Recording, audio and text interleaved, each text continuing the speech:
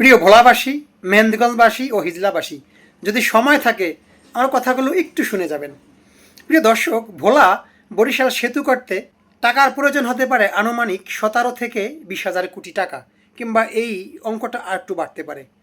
সময় লাগতে পারে আনুমানিক 15 থেকে 17 বছর। আর যদি আপনার এই যে মহাসড়ক হয়, আপনার রহমতপুর, হিজলা, আর আমাদের মেহেন্দিগঞ্জ আর আপনাদের ভোলা, তাহলে এর আনুমানিক খরচা হতে পারে 4 হাজার থেকে 5 হাজার কোটি টাকা। 1/4 খরচে আমাদের কিন্তু আমরা ঢাকা থেকে সরাসরি ভোলা যেতে পারতেছি, এবং ভোলার সাথে আমাদের যোগাযোগ ব্যবস্থা বাড়বে। ভোলা মানুষ আমাদের মেহেন্দিগঞ্জে আসতে পারবে, মেহেন্দিগঞ্জের মানুষ হিজলা যেতে পারবে, হিজলার মানুষ রহমতপুর যেতে পারবে। তার মানে এটা আত্মীয়তার বন্ধন বাড়বে। তখন দেখবেন যে প্রিয় ভোলাবাসী, আপনাদের ভোলাতে আমাদের মেহেন্দিগঞ্জের মানুষ এমনি অনেকেই আত্মীয় আছে, অনেকে শ্বশুরবাড়ি আছে। তারা দেখবেন যে আপনাদের এলাকার অনেক মেয়ে বিয়ে করবে, কিংবা আপনাদের ভোলার অনেক মানুষও আমাদের মেহেন্দিগঞ্জে এসে মেয়ে বিয়ে করবে। কেন জানেন? যোগাযোগ ব্যবস্থা উন্নতির বলে। কথাটা জাস্ট আমি বললাম এই জন্যই যে একটা বন্ধুত্ব সৃষ্টি হবে, একটা আত্মীয়তার বন্ধন বাড়বে। এখনও কিন্তু প্রচুর আত্মীয় আছে ভোলাতে, আমার আত্মীয় আছে, আপনারা হয়তো মেহেন্দিগঞ্জে আত্মীয় আছে। কিন্তু বর্তমানে এই যে একটা সেতু আর একটা মহাসড়ক নিয়ে আপনাদের সাথে আমাদের সাথে একটা সেনাই যুদ্ধ চলছে, সাইবার যুদ্ধ চলছে। গতকাল আমি একটা ভিডিও করার পরে আমার সেই ভিডিওতে প্রায় 1,000 মানুষ কমেন্ট করেছে।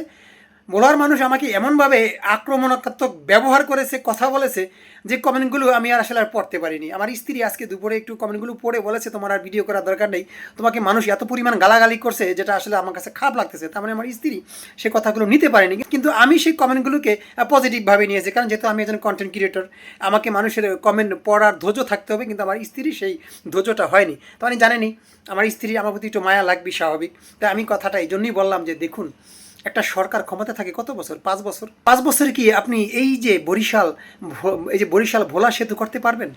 পারবেন না। এর ভিতরে হয়তো 2-3টা সরকার পরিবর্তন হবে, একটা সরকার কাজ শুরু করবে, একটা সরকার কি সে কাজটা শেষ করতে কিন্তু প্রচুর বাধার সৃষ্টি হতে পারে। সম্ভব না। এই বয়সে আমরা কি এই সেতু 10 কিলোমিটার সেতু দেখে যেতে পারবো? হয়তো পারবো না। কিন্তু যদি আপনার এই যে মহাসড়কটা হয়, এই যে আমাদের যে স্বপ্ন, আমরা অবহেলিত মেহেন্দিগঞ্জের মানুষ, আপনারা ভোলাবাসী এমনি অনেক উন্নত, রাস্তাঘাট, ব্যবসা বাণিজ্য, গ্যাস আছে, আপনাদের কারেন্ট আছে, কিন্তু আমাদের কি আছে বলুন ভাই? তারপরও আপনারা আমাদের সাথে খারাপ ব্যবহার করতেছেন, আমাদের গালি দিতেছেন, বকা দিতেছেন, তারপরও আমাদের মনে কষ্ট নেই। তা আসুন না, আমরা একটু আত্মীয়তার বন্ধন সৃষ্টি করি। আমাদের সাথে যদি যোগাযোগ হয়, এই সুযোগটা আমাদেরকে দিন না। আপনারা পরবর্তী সরকারের কাছে সেতু চাইতেই পারেন, ঠিক না?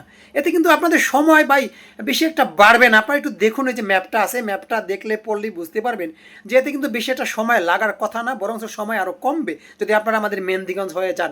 আর বরিশাল দিয়ে আপনারা ঘুরে ঘুরে যাবেন, আপনাদের জন্য কষ্টসাধ্য হবে, কিন্তু সেই হিসাবে মেহেন্দিগঞ্জের মানুষের সাথে আপনাদের আত্মীয়তা আছে, হিজলার সাথে আত্মীয়তা আছে, এতে একটা ভালোবাসার বন্ধন সৃষ্টি হবে না বলুন? এটা কিন্তু মেহেন্দিগঞ্জবাসীর, হিজলাবাসীর, রহমতপুরবাসীর কিন্তু দীর্ঘদিনের স্বপ্ন। সেই স্বপ্নটা বাস্তবায়নের জন্য মাননীয় প্রতিমন্ত্রী সাহেব দিনরাত কষ্ট করেছেন, ঠিক না? তার এই চেষ্টার কারণেই মাননীয় প্রধানমন্ত্রী হয়তো বিষয়টাকে উনি সাপোর্ট দিয়েছেন, উনি এটা অনুমোদন দিয়েছেন।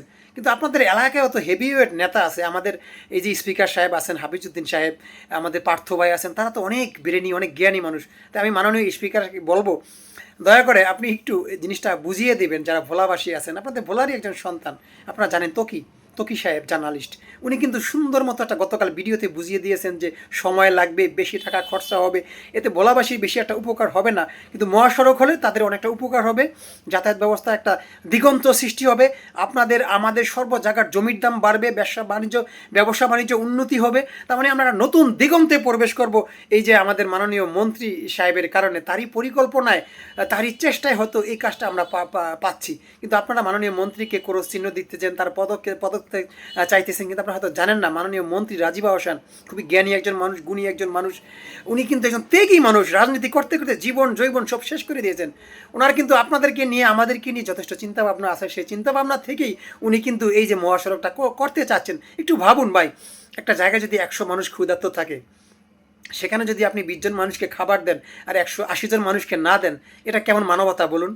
সেই হিসেবে মাননীয় মন্ত্রী সাহেব হয়তো চাইছে সবাই একটু সুযোগ সুবিধা পাক, মেহেন্দিগঞ্জ, হিজলা, রহমতপুর, ভোলা, ঠিক না? এই সুযোগটা উনি নিতে চাচ্ছেন মাননীয় প্রধানমন্ত্রীর কাছ থেকে। প্রধানমন্ত্রী কিন্তু অনুমোদন দিয়েছেন, কিন্তু আপনারা মিছিল করতেছেন, মিটিং করতেছেন, আমাদেরকে খারাপ ভাষায় গালাগালি দিচ্ছেন।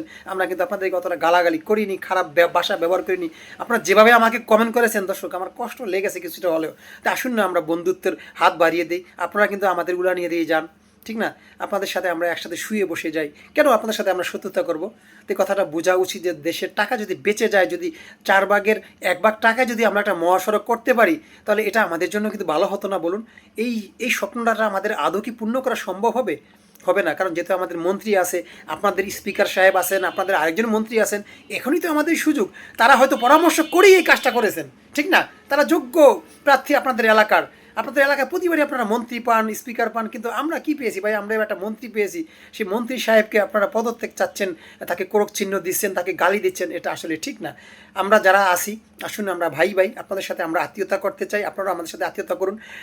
আমার ছেলে সন্তান হয়তো একসময় আপনাদের এলাকায় গিয়ে বিয়ে করবে, আমার আত্মীয় স্বজন অনেকেরই আপনাদের ভোলায় চরপেশনে জমি আছে, ঠিক না? এটাই এভাবেই কিন্তু আত্মীয়তার বন্ধন সৃষ্টি হয়। তাই আসুন, আমরা বৈরতা চাই না, আমরা আমরা আপনাদের সেতু চাই, ইনশাল্লাহ সেতুটাও হবে, আগে মহাসড়কটা হতে দিন, এটা আপনাদের কাছে আমার অনুরোধ। আর মেহেন্দিগঞ্জবাসী আসুন, আমরা একটু প্রচার চালাই, যাতে কোনো কর্মেই আমাদের এই যে মহাসড়ক থেকে আমরা পিছিয়ে না যাই, আমরা যাতে উন্নয়নের ধারাকে আরও ধাবিত করতে পারি মাননীয় মন্ত্রী সাহেবের মাধ্যমে। এটা হোক আমাদের মেহেন্দিগঞ্জের প্রতিটা মানুষের দল মত নির্বিশেষে একান্ত ব্রত। ভাই, মহাসড়কটা হয় শুধু কি বিএনপির মানুষের উপকার হবে? এখানে জামাতের মানুষের উপকার হবে, আওয়ামী লীগের মানুষের উপকার হবে, সবাই আমরা এখান থেকে উপকৃত হব। তাই আসুন না, দলমত নির্বিশেষে আমরা ভালো কাজের পাশে থাকি, যাতে কাজটা সুন্দর মতো হয়ে যায়।